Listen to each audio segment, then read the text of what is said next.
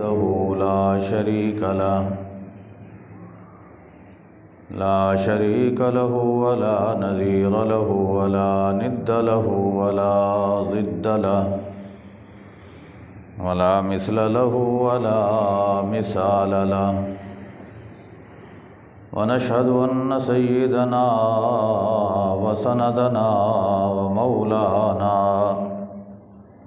وحبيبنا وحبيب ربنا وطبيبنا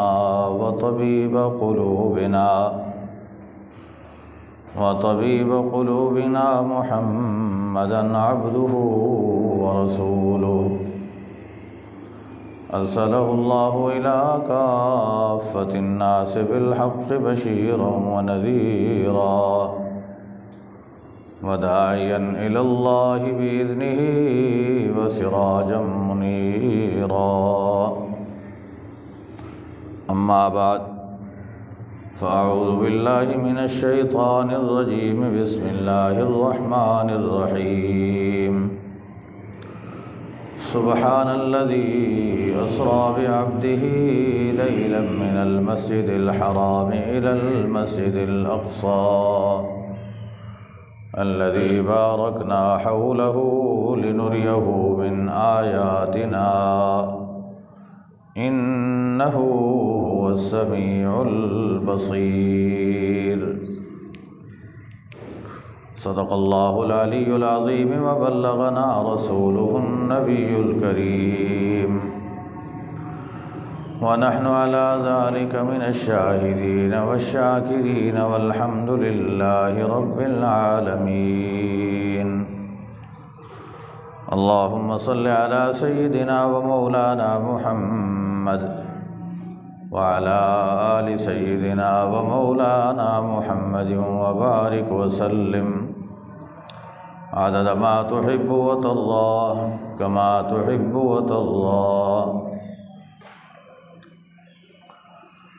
قابل صد احترام میرے بزرگ اور بھائیوں، ماہ رجب المرجب کا آج آخری جمعہ ہے۔ گزشتہ جمعہ میں واقعہ معراج کے متعلق چند باتیں عرض کی تھیں۔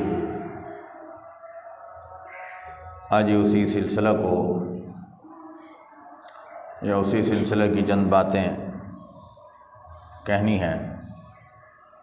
اللہ تعالیٰ صحیح کہنے کی توفیق عطا فرمائیں اور شریعت مطہرہ پر ہم سب کو کامل طریقے سے عمل کی توفیق عطا فرمائیں۔ میرے محترم بھائیوں،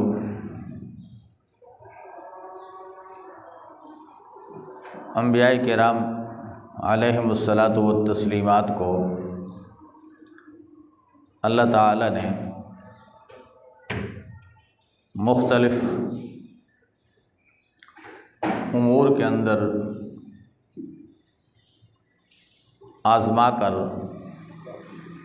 انہیں معراج عطا فرمائی، لیکن خاتم الانبیاء سرور کائنات صلی اللہ علیہ وسلم کا معراج ان سب سے بالکل الگ تھلگ ہے کہ آپ صلی اللہ علیہ وسلم کو اسی جسم دنیاویہ کے ساتھ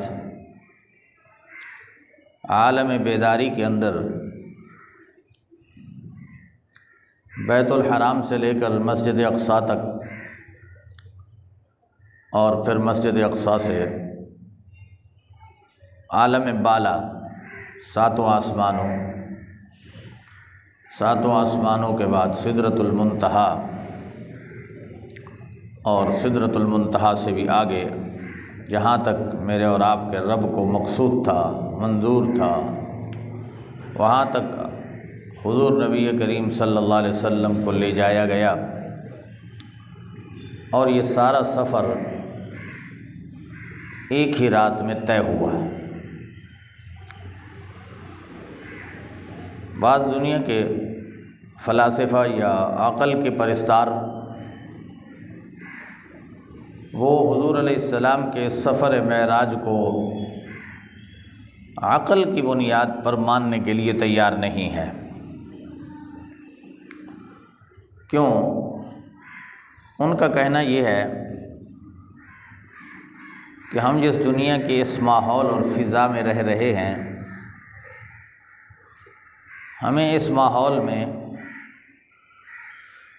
ہوا کی بھی ضرورت ہے، پانی کی بھی ضرورت ہے، آگ کی بھی ضرورت ہے، مٹی کی بھی ضرورت ہے۔ ان عناصر اربعہ سے بندہ جو یہ مخلوق بنی ہے، ان کے بغیر انسان کا رہنا، زندہ رہنا محال اور مشکل ہوتا ہے۔ تو ان کا کہنا یہ ہے کہ جب ایک انسان اس عالم سے اوپر کی طرف جاتا ہے تو اوپر کی اس فضا میں کچھ حد تک تو یہ ہوا ساتھ دیتی ہے، لیکن ہوا سے آگے جب دائرہ بڑھتا ہے تو پھر آگے فضا کے اندر ہوا نہیں ہے۔ پھر ایک کرہ آتا ہے زمین و آسمان کے درمیان، جس کو کرہ ناریہ کہتے ہیں۔ اس کرہ ناریہ سے گزرنا کسی جاندار انسان کے بس کی بات نہیں ہے، بلکہ اس کرہ ناریہ سے جس کا ٹکراؤ ہوتا ہے وہ جل جاتا ہے۔ تو اس طرح کے اعتراضات اسلام پر یا جناب رسول اللہ صلی اللہ علیہ وسلم کے سفر معراج پر دنیا کرتی ہے۔ اس کے جواب حضرات اہل علم، محدثین کرام، مفسرین اعظام، فقہائے امت، ان لوگوں نے مختلف اپنے اپنے انداز سے دیے ہیں۔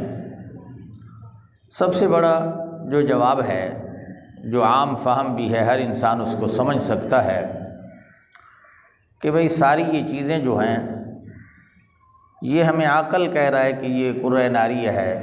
آج سائنس کی دنیا میں تو دنیا نے ایسے آلات ایجاد کر دیے ہیں کہ جس کی وجہ سے انسان جو ہے چاند تک پہنچ جاتے ہیں، سورج تک پہنچ جاتے ہیں۔ تو انسانوں کے بنائے ہوئے آلات کے ذریعے اگر چاند تک پہنچنا، سورج تک پہنچنا، اس تک رسائی کا مل جانا اگر ممکن ہے، تو کیا اللہ تبارک و تعالی اس بات پہ قادر نہیں ہے کہ وہ ان تمام تر امور کے ہوتے ہوئے اپنے کمال قدرت کے ساتھ اپنے بندے کو یہاں سے لے جائیں، زمین سے اوپر اٹھائیں، کرہ ناریہ سے بھی حفاظت کے ساتھ گزار دیں؟ وہ زمین کے اوپر ابراہیم علیہ السلام کے لیے آگ کو گلزار کر سکتے ہیں، تو کیا اپنے حبیب کے لیے کرہ ناریہ کو گلزار نہیں بنا سکتے؟ اس نے تو اس کا مشاہدہ دنیا میں کروا دیا ہے کہ ابراہیم علیہ السلام جس آگ کے چیخے میں ڈالے گئے، دنیا تماشبین دیکھ رہی تھی کہ آگ کا چیخا تو جل رہا ہے، لیکن ابراہیم کے جسم کا کوئی بال بھی نہیں جلا، کوئی کپڑا بھی نہیں، کپڑا تو خیر تھا نہیں، تو جسم کو کوئی تکلیف نہیں پہنچی۔ یہ اللہ کی قدرت کا مظاہرہ دنیا میں انسانوں نے دیکھا ہے۔ تو جو آگ کو ٹھنڈا کر سکتا ہے، تو اس کرہ ناریہ سے کیا وہ کمال قدرت کے ساتھ نہیں گزار سکتا؟ ہمارا اہل ایمان کا جواب یہ ہے کہ یہ سارا سفر چونکہ اللہ کی مرضی کے ساتھ ہوا ہے، اور اللہ کی صفت یہ ہے کہ ان اللہ علی کل شیء قدیر، اللہ دنیا کے ہر کام پہ قادر ہے۔ یفعل ما یشاء و یختار، جو کچھ چاہتا ہے وہ کر گزرتا ہے۔ اس کے ارادہ میں، اس کی قدرت میں، اس کے فعل میں دنیا کی کوئی طاقت رکاوٹ نہیں ڈال سکتی۔ تو اللہ کی قدرت کے ساتھ یہ سارا کچھ ہوا، اور یہ سارا سفر ایک ہی رات میں ممکن ہوا۔ اسی طرح دنیا دوسرا اعتراض یہ کرتی ہے کہ مسجد حرام سے مسجد اقصیٰ تک عرب کے قافلے جایا کرتے تھے، اس وقت کوئی راستے یا سڑکیں، بڑی بڑی روڈیں، شاہراہیں یہ تو نہیں ہوا کرتا تھا، پہاڑوں کا سفر ایک، تو ان قافلوں کا اونٹوں پہ سفر ہوتا تو مہینہ مہینہ، کئی مہینے، 40 دن، اتنی مسافت کا سفر ایک رات میں کیسے ہو گیا؟ یہ بھی ممکن نہیں ہے۔ اس کا جواب بھی وہی ہے کہ جناب جبریل امین علیہ السلام سواری ہی ایسی لائے ہیں کہ بخاری شریف کی روایت کے مطابق کہ وہ براق جس پہ آپ سوار ہوئے ہیں اس کا قدم تا حد نگاہ پڑتا تھا، کہ جہاں اس کی نظر اور نگاہ پڑتی تھی وہاں اس کا قدم پڑتا تھا۔ تو اس انداز کے ساتھ تیز رفتار سواری، برق عربی زبان میں ویسے بجلی کو کہتے ہیں، تو اس سواری کا نام براق ممکن ہے اس لیے رکھا گیا ہو کہ اس سواری کی رفتار بجلی جیسی تیز تھی کہ چند لمحوں میں آپ صلی اللہ علیہ وسلم نے حضرت جبریل امین کی معیت میں یہ سفر مسجد اقصیٰ کا طے کیا۔ گزشتہ جمعہ میں نے عرض کیا تھا کہ وہاں انبیاء کو اللہ تعالیٰ کے نبی نے نماز پڑھائی 2 گانا 2 رکعت۔ یہ حضور علیہ السلام کا ایک بہت بڑا اعزاز تھا کہ اب امام الانبیاء ہے، کہ انبیاء کی امامت عملاً کرائی ہے وہاں۔ اس سفر میں حضور علیہ السلام نے کچھ اور مشاہدات دیکھے ہیں جو حدیث کی کتابوں میں، بخاری میں، مسلم میں، ابو داؤد میں، کنز العمال میں، مختلف روایات کے اندر موجود ہے۔ مثلا حضور نبی کریم صلی اللہ علیہ وسلم نے ارشاد فرمایا کہ میں جب جاتے ہوئے ارض شام میں گزرا تو میرا گزر سیدنا موسیٰ علیہ السلام کی قبر کے ساتھ ہوا۔ اللہ تبارک و تعالی نے مجھ پر حضرت موسیٰ کی قبر کو منکشف کیا۔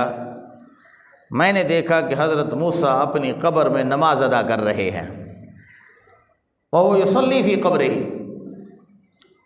کہ حضرت موسیٰ علیہ السلام اپنی قبر میں نماز پڑھ رہے ہیں۔ اب حضور علیہ السلام نے فرمایا یہ میں نے سفر معراج میں دیکھا ہے۔ اور جب اوپر گئے مختلف اور امور کا بھی مشاہدہ کیا۔ حدیث کی روح سے میں چند باتیں عرض کر رہا ہوں، ذرا توجہ فرمائیں۔ ایک بات آپ نے فرمائی کہ میں نے سفر معراج میں دیکھا کہ جبریل کی معیت میں چند ایسے لوگوں پر گزر ہوا کہ مقراض اور قینچی کے ساتھ ان کی زبانوں کو کاٹا جا رہا تھا،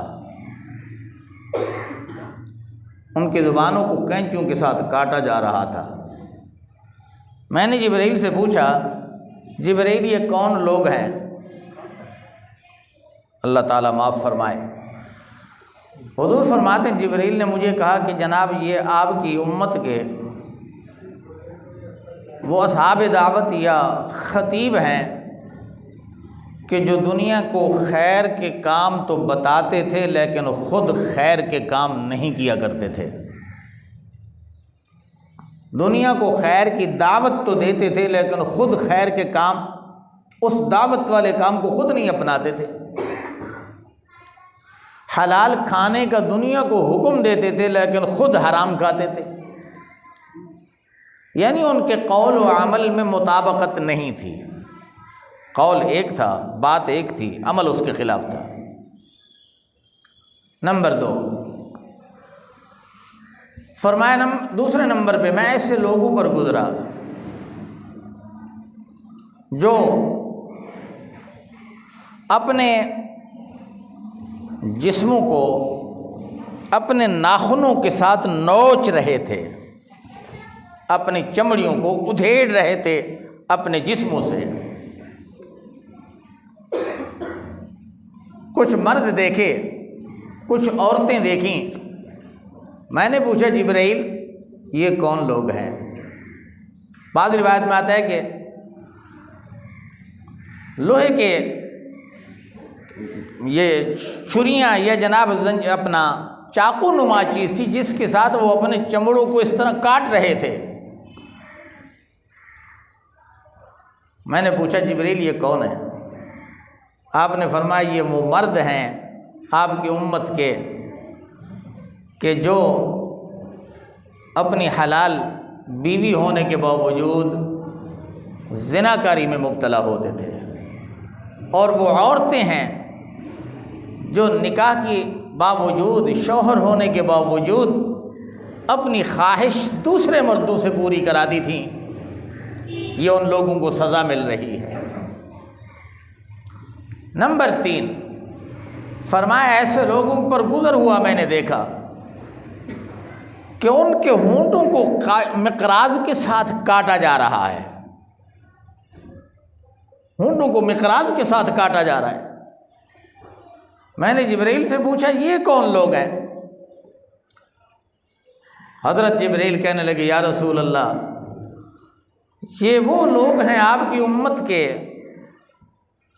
کہ جو زندگی میں اپنے دوسرے مسلمان بھائیوں کی برائی اور غیبت کیا کرتے تھے۔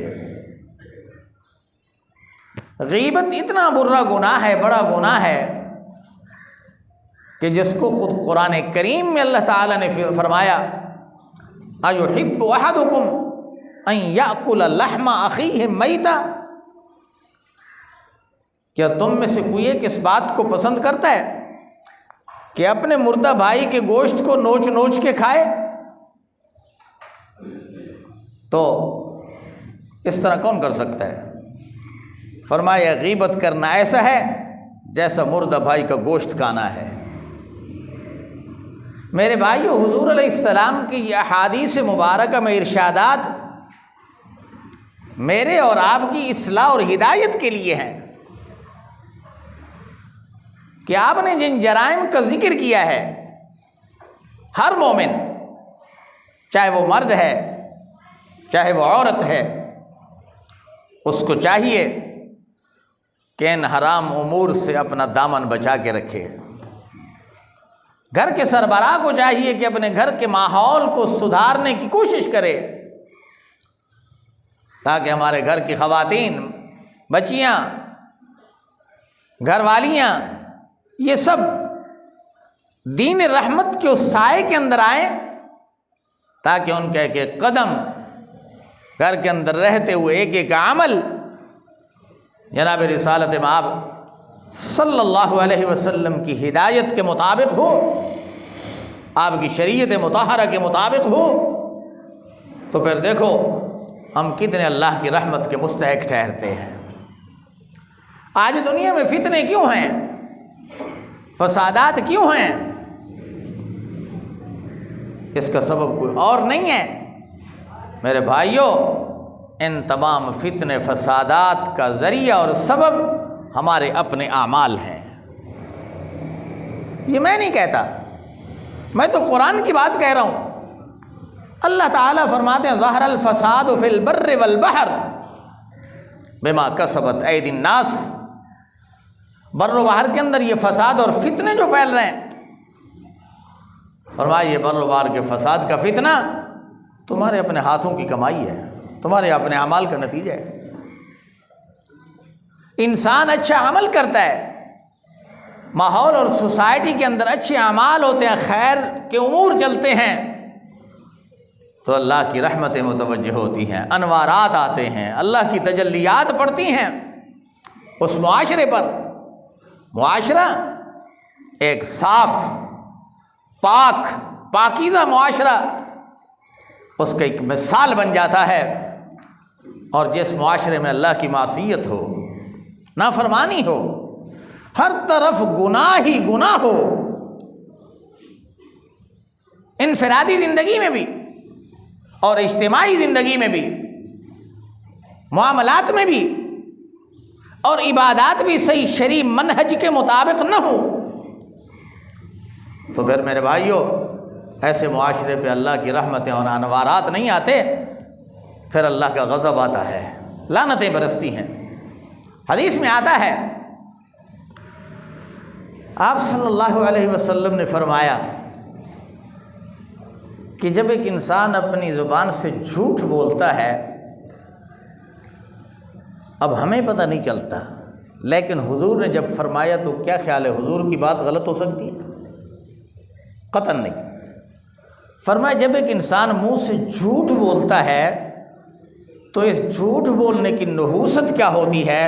اس انسان کے منہ سے بدبو نکلتی ہے، اس بدبو اور تعفن کی وجہ سے اس انسان کے ساتھ جو رحمت کا فرشتہ ہوتا ہے وہ 1 میل دور چلا جاتا ہے،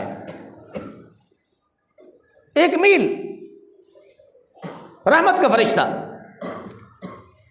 اب جب رحمت کا فرشتہ دور ہوا تو پھر کیا ہم پر رحمت آئے گی؟ رحمت تو اس فرشتے کے سبب سے، ہمارے عمل کے سبب سے آنی تھی۔ ہم نے عمل ایسا کر دیا کہ فرشتے کو بھگا دیا، ہم نے عمل ایسا کر دیا کہ خود اپنا اللہ کی رحمت کے دائرے سے دور نکل گئے۔ تو میرے محترم بھائیو، میں عرض یہ کر رہا ہوں کہ جناب سرور کائنات صلی اللہ علیہ وسلم نے سفر معراج کے اندر ان مختلف امور کا مشاہدہ فرمایا ہے۔ آسمانوں پہ گئے، سدرۃ المنتہا پہ گئے، بیت المعمور کو دیکھا، یہ تفصیل میں گزشتہ جمعہ بتا چکا ہوں۔ سدرۃ المنتہا کیا چیز ہے؟ لفظ سدرہ عربی زبان کے اندر بیری کے درخت کو کہتے ہیں، سدرہ بیری کا درخت، اور منتہا مانا کسی چیز کا انتہا، جہاں کسی چیز کی نہایت ہو، انتہا ہو۔ اب سدرۃ المنتہا کو اس لیے منتہا کہتے ہیں، حدیث میں آتا ہے کہ حضور علیہ الصلاۃ والسلام نے فرمایا میں نے سدرۃ المنتہا میں ایک بیری کا درخت دیکھا، اس بیری کے درخت کے جو پھل تھے بیر، میں نے وہ ہجر کے قبیلے کے مٹکوں کے برابر وہ بیر دیکھے۔ ہجر ایک علاقہ ہے عرب کا، اس کے مٹکے مشہور ہوتے تھے بڑے بڑے۔ فرمایا اس سدرۃ المنتہا کے اندر جو میں نے بیر دیکھی، اس کے پھل ہجر قبیلے کے مٹکے کے برابر دیکھا، اور فرمایا اس بیر کے درخت کے پتے جو تھے وہ ایسے تھے کاذناب الفیل، جس طرح ہاتھی کے کان ہوتے ہیں بڑے بڑے، فرمایا ہاتھی کے کان برابر اس بیر کے درخت کے پتے تھے۔ اب اس پر اللہ تبارک و تعالی کی طرف سے انوارات جو آتے ہیں، فرمایا اس کی مثال ایسے ہے کہ جس طرح اس پتوں پر موتی جھڑتے ہیں، لیکن وہ عام موتی نہیں، فرمایا سنہری رنگ کے سونے کے موتی۔ فرمایا میں نے یہ مشاہدہ دیکھا، اور اس بیر کے نیچے فرمایا میں نے 4 نہریں دیکھی، 2 ظاہری 2 باطنی۔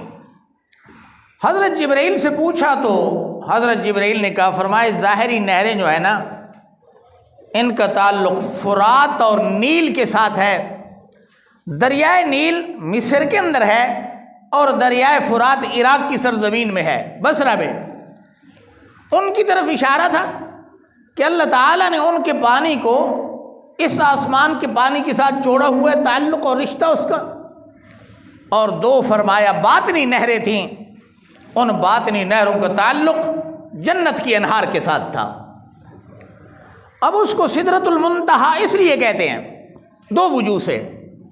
ایک وجہ یہ، انسان جو عمل کرتا ہے، میرے عزیزو، قرآن کریم نے اس کی حقیقت بتائی۔ آپ کوئی اچھا کلمہ زبان سے نکالتے ہیں، مثلا ذکر کر لیا، اللہ کی بڑائی بیان کر دی، اس کی تعریف کر دی، نماز پڑھ لی، صدقہ خیرات کر دیا اللہ کی رضا کے لیے، تو انسان کا ہر نیک عمل، ہر نیک بات، یہ کیا ہوتی ہے؟ اوپر چڑھتی آسمانوں کی طرف۔ میں نہیں کہہ رہا، قرآن کہہ رہا ہے۔ فرمایا الیہ یصعد الکلم الطیب والعمل الصالح یرفع، الیہ یصعد الکلم الطیب، کہ انسان کے منہ سے نکلنے والے کلمات طیبات، یعنی اچھے کلمات، اچھی باتیں، یہ اور والعمل الصالح، اور انسان مومن سے کیا ہوا نیک عمل، فرمایا یرفعہ، یہ آسمانوں کی طرف بلند ہوتے ہیں، اوپر جاتے ہیں۔ حدیث میں آتا ہے، حضور فرماتے ہیں انسانوں کے جو اچھے اعمال اوپر جاتے ہیں، اب یہ پہلے آسمان، دوسرے آسمان، تیسرے آسمان کو کراس کر کے یہ ان کی منتہا کہاں ہوتی ہے؟ سدرۃ المنتہا تک، یہ وہاں جا کر رک جاتے ہیں۔ اس منتہا پہ جا کر پھر ان کی اللہ کے حکم سے تقسیم ہوتی ہے مختلف مراحل کی طرف، اور اسی طرح عرش الہی سے مخلوق خدا کے لیے جو احکام آتے ہیں، ان احکام کا بھی پہلا ٹھکانہ اور مرکز وہ سدرۃ المنتہا ہے۔ تو اس اعتبار سے اس سدرۃ المنتہا کو منتہا کہا جاتا ہے کہ اللہ کی طرف سے آنے والے احکامات کا بھی پہلا ٹھکانہ وہی ہے، اور انسانوں کے اعمال کا بھی اوپر جو جانے والے ہیں ان کا پہلا ٹھکانہ وہی ہے۔ اس وجہ سے اس کا نام سدرۃ المنتہا رکھا گیا۔ اب انسان سے کچھ برے اعمال بھی نکلتے ہیں۔ مثلا ایک انسان نے کسی کو گالی دی، کسی پہ لعنت بھیجی، میرے بھائیوں ان چیزوں کا احتیاط کیا کرو، اس کے نتائج بڑے برے ہوتے ہیں۔ حضور فرماتے ہیں جب ایک انسان نے کسی دوسرے پر لعنت بھیجی نا، اب جو زبان سے کلمہ نکل گیا نا، وہ کبھی واپس نہیں آئے گا، کبھی واپس نہیں آئے گا۔ نتیجہ کیا ہوگا؟ فرمایا جس پہ آپ نے لعنت بھیجی یہ کلمہ گیا، فرشتہ اوپر لے گیا، اب برا کلمہ ہوتا ہے تو بدبودار ہوتا ہے، فرشتے اس پر لعنت بھیجتے ہیں، اور اوپر جا کر اس کے لیے آسمان کا دروازہ بند ہو جاتا ہے، نہیں کھلتا۔ اب واپس اس کو بھیجا جاتا ہے۔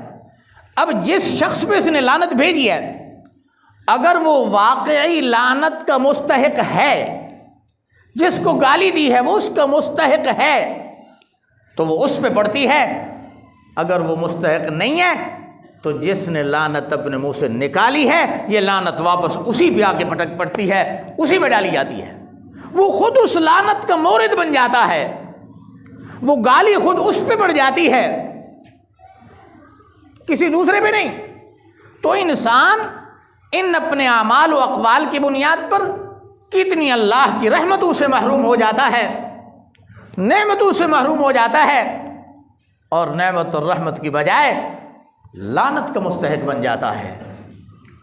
تو میرے بھائیو، حضور نبی کریم صلی اللہ علیہ وسلم نے یہ سارا سفر ایک رات میں کیا، اور واپس صبح کی نماز بیت اللہ میں مسجد حرام میں پڑھائی۔ جب قریش مکہ یا اہل مکہ کو بتایا تو مشرکین نے ایک ہنگامہ برپا کر دیا کہ جناب یہ چیز کوئی عقل میں آنے والی ہے کہ ایک انسان ایک ہی رات میں اتنا لمبا سفر کر لے، یہاں سے مسجد اقصیٰ، پھر ساتواں آسمان، پھر جنت دوزخ، پھر سدرۃ المنتہا، پھر واپس بیت المقدس، پھر بیت المقدس سے مسجد حرام۔ عقل نہیں مانتی۔ ابو جہل بھاگے بھاگے صدیق اکبر کے پاس گیا کہ صدیق دیکھو آپ کے نبی نے آج ایک اور دعویٰ کر دیا۔ بھائی کیا؟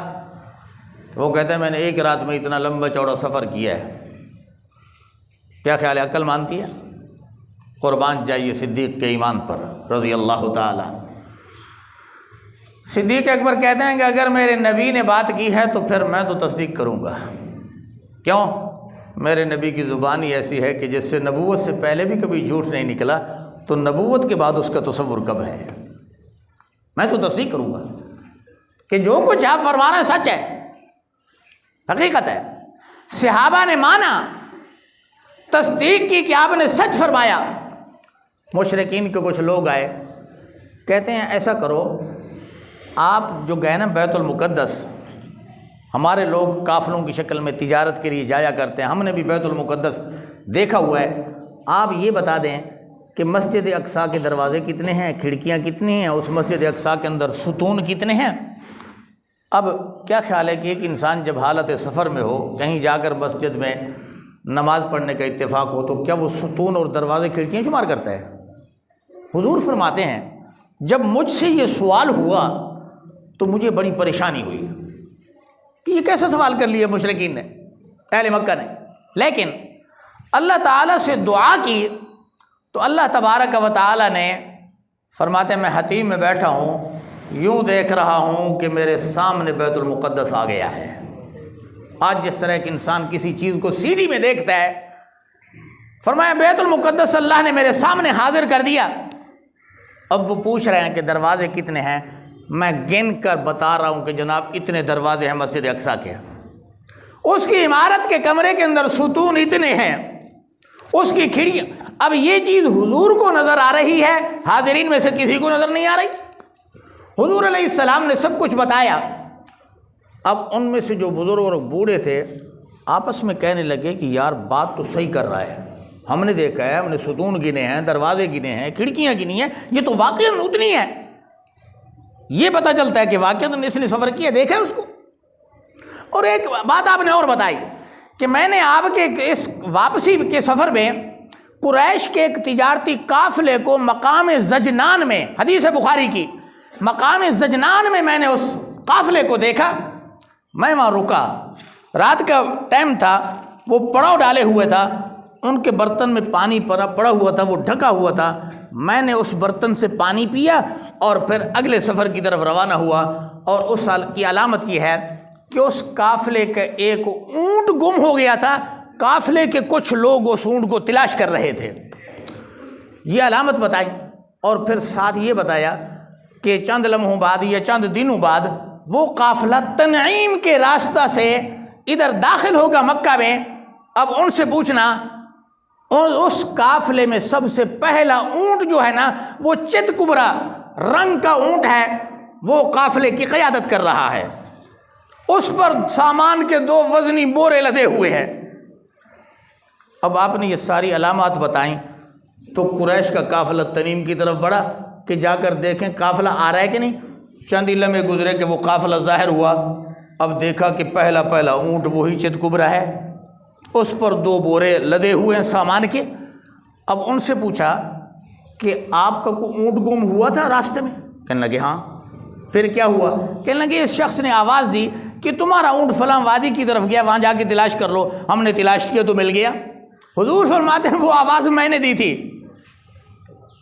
میرے عزیزو، یہ سارا سفر حضور کا محض اللہ کی قدرت کا نمونہ ہے۔ اور اللہ کی قدرت، فرمایا ان اللہ علی کل شیء قدیر، ہمارا عقل بھی محدود ہے لیکن خدا کی قدرت کا کوئی احاطہ نہیں ہے، اس کی قدرت لامحدود ہے، وہ جو چاہے جس وقت چاہے کر سکتا ہے، اس کی قدرت میں کوئی طاقت دخیل نہیں بن سکتی۔ اللہ تعالیٰ سے دعا ہے اللہ ہمیں اسلام اور قرآن و سنت کے حدود و قیود کو سمجھنے اور اس کے مطابق عمل کرنے کی توفیق عطا فرمائے۔ وآخر دعوانا ان الحمد للہ رب العالمین۔